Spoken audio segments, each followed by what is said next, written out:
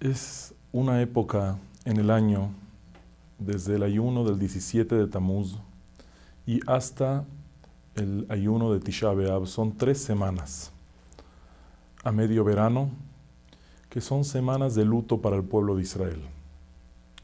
¿Qué se conmemora en estas 3 semanas? Pues se comienza con el día 17 de Tamuz, que el día 17 de Tamuz, ese ayuno, es en el cual, primero en el primer templo de Jerusalén, comenzó el sitio de los babilonios a la ciudad de Jerusalén, y 3 semanas después ya lograron conquistar y quemar el mismísimo templo, el Bet HaMikdash. Lo mismo pasó 500 años aproximadamente después, cuando el Bet HaMikdash fue destruido por los romanos. También ellos, el 17 de Tamuz, comenzaron a entrar a la ciudad de Jerusalén. Pudieron, después de sitiar Jerusalén por un rato, pudieron entrar dentro de la ciudad, y 3 semanas después fue cuando quemaron en el Bet HaMikdash. Hay variaciones al respecto, hay opiniones que dicen que las fechas son un poco diferentes, pero la opinión más aceptada es esa. Y además de ello, el día 17 de Tamuz, muchos años antes de la destrucción del templo, fue cuando se rompieron las tablas de la ley, las Lujot, aquellas que Moshe Rabenu, bajó con ellas del cielo 40 días después de Shavuot, después de la entrega de la Torá.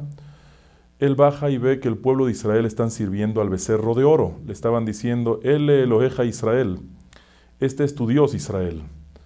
Y en ese momento Moshe suelta las tablas de la ley y se rompen. Fue el mismo día. Ocurrieron otras cosas también, como en el caso de Apostemos, que era un gobernante en Israel, que una vez, al estar enojado por cierta situación, quemó un Sefer Torah ese mismo día. Y por estas y otras razones fijaron el día de ayuno, el 17 de Tamuz lo fijaron como un día de ayuno. Y el de Tisha B'Av también.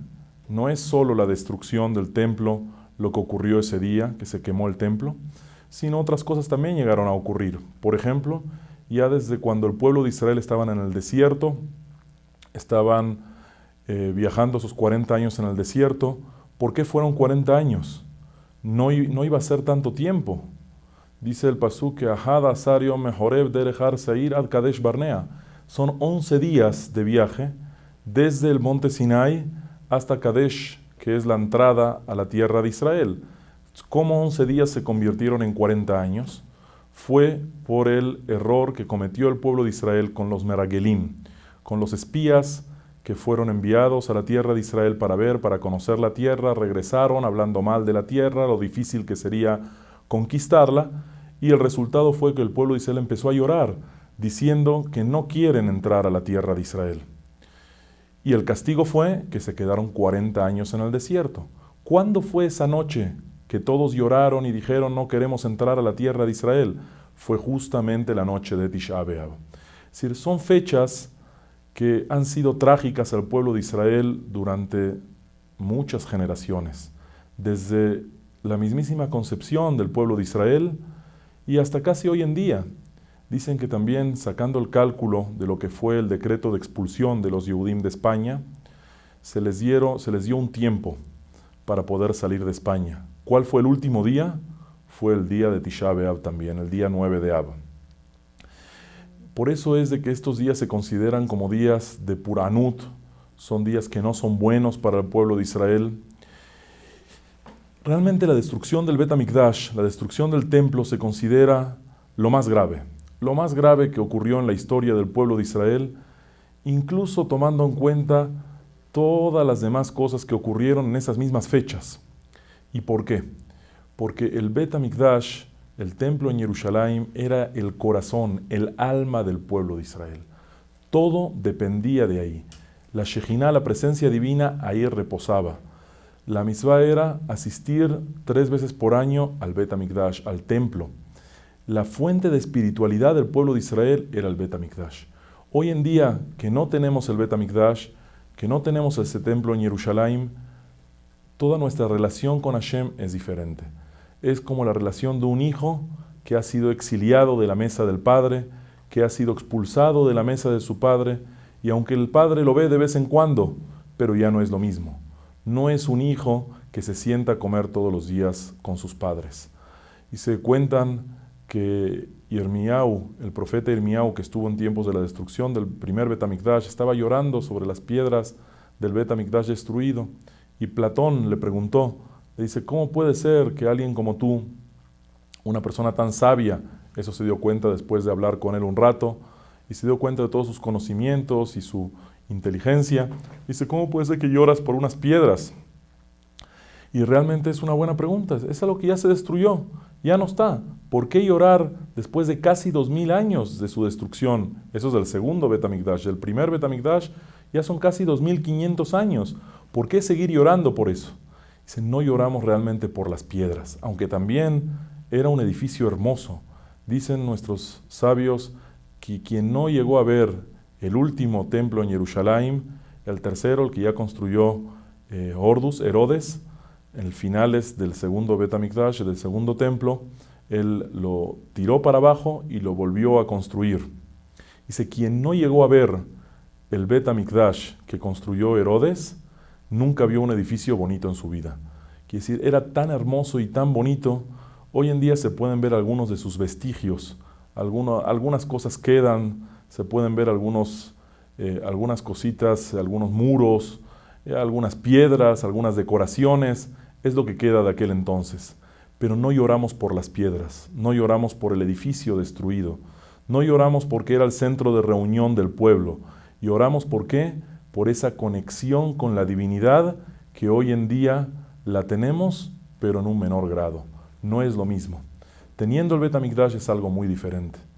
Y tenemos que saber que estos días, siempre durante toda la historia, han sido días tristes para el pueblo de Israel.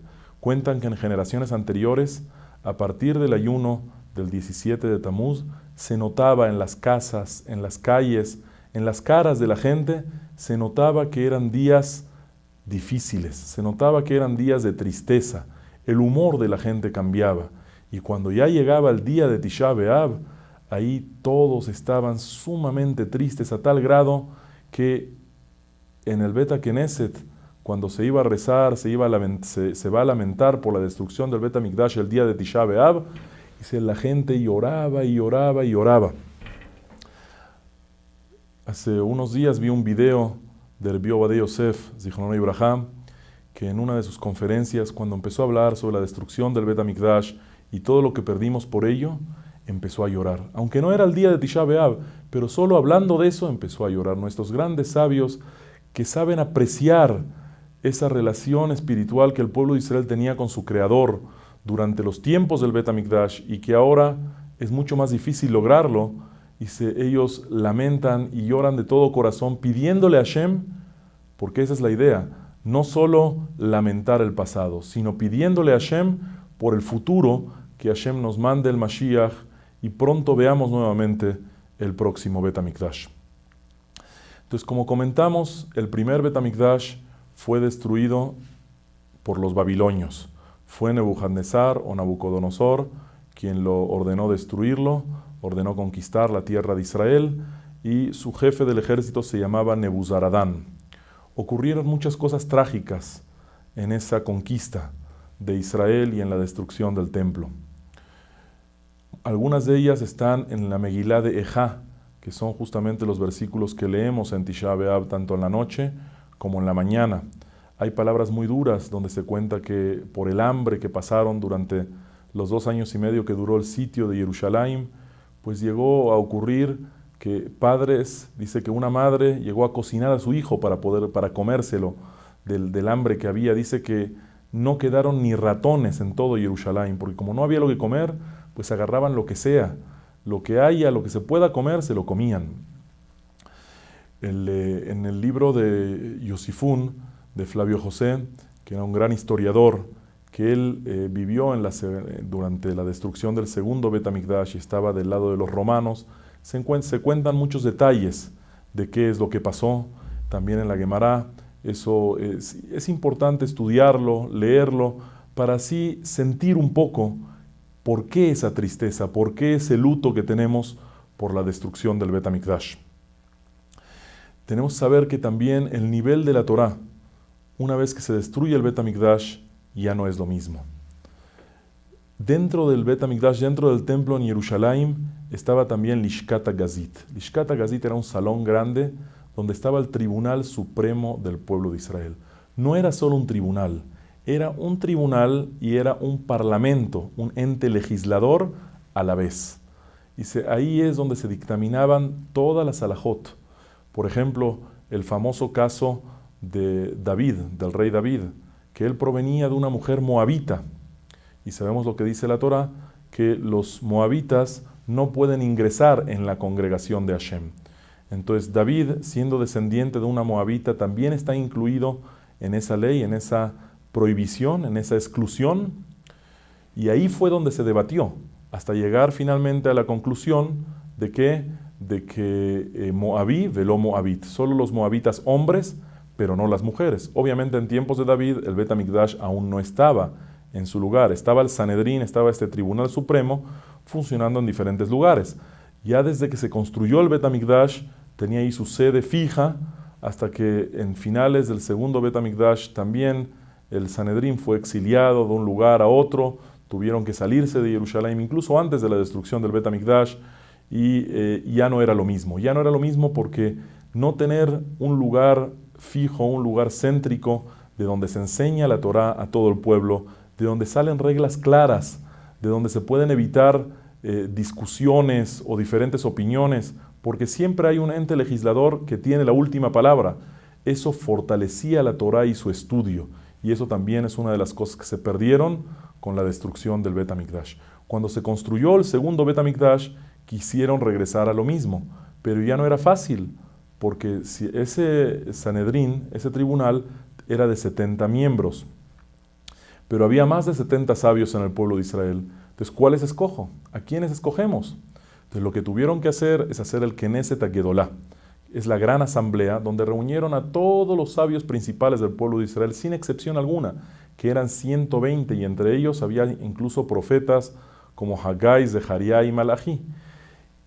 Después de constituir esa gran asamblea, que era nuevamente el ente legislador del pueblo de Israel, lo que se hizo es no nombrar nuevos jueces hasta llegar al número de 70. Iban muriendo con los años, iban pasando, y solo cuando ya bajaron de 70, el resto escogían el uno adicional, y así es como se estableció nuevamente este Sanedrín, este tribunal, que pueda regir todo lo que es las leyes y costumbres del pueblo de Israel. El segundo Bet HaMikdash fue un consuelo para el pueblo de Israel. Claro que sí. Cuentan que en su inauguración los jóvenes bailaban, pero los viejos lloraban. ¿Por qué los viejos lloraban? Porque decían, ustedes lo que ven no se compara a lo que era el primer Bet HaMikdash.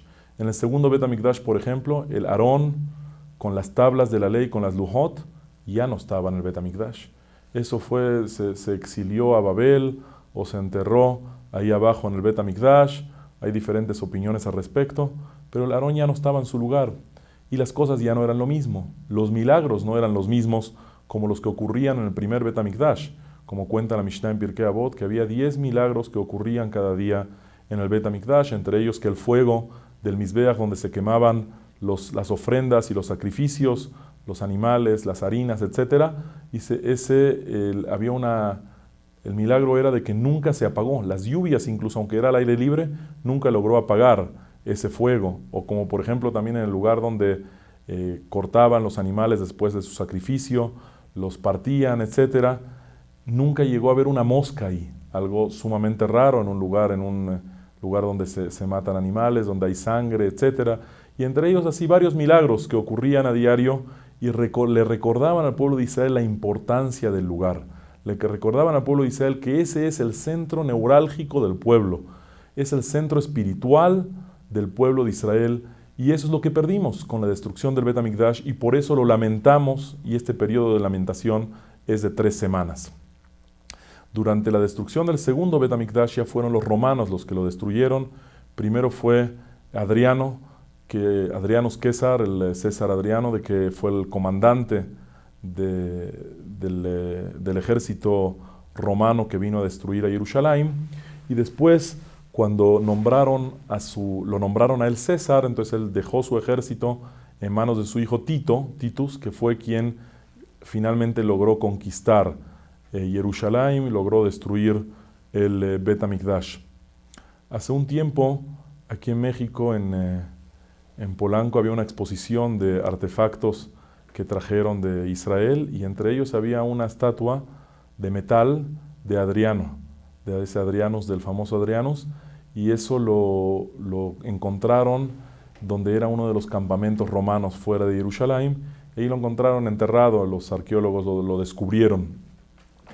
Ellos, después de conquistar Jerusalén, la araron, como dice el pasuk, Sion Sadet Haresh, araron toda la ciudad, cambiaron su nombre a ella Capitolina, ya no era Jerusalén, y hubo tiempo incluso de que estaba prohibido que un yehudí viva en Jerusalén.